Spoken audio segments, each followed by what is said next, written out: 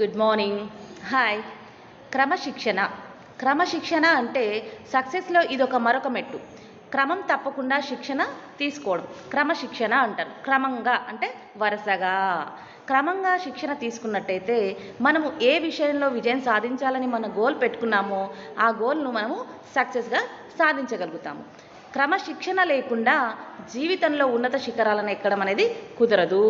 క్రమంగా చేయాలి, క్రమంగా శిక్షణను పొందాలి. అప్పుడే మనము అనుకున్నటువంటి ఉన్నత శిఖరాలను సులభంగా అనుకున్న టైంలో చేరుకోవడానికి వీలవుతుంది.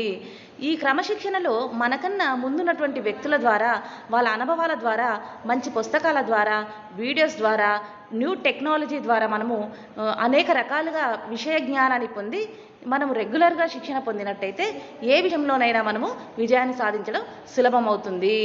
ఇది గమనించి సమయాన్ని వృధా చేయకుండా మనం ఏ అంశాన్ని ఎంచుకున్నామో, ఎందులో సక్సెస్ కావాలనుకుంటున్నామో దానిపైన మనసు పెట్టి నిరంతర సాధన చేస్తూ ఉంటే తప్పకుండా ఏదో ఒక రోజు మనం అనుకున్న లక్ష్యాన్ని చేరుకుంటాము.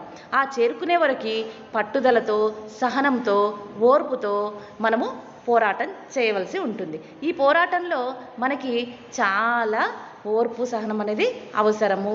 మన పైన మనకి అదుపు ఉండాలి, మన యొక్క ఆలోచన పైన అదుపు ఉండాలి, ఉద్వేగాలపైన అదుపు ఉండాలి. అప్పుడు మాత్రమే సక్సెస్ అనేది సాధ్యమవుతుంది.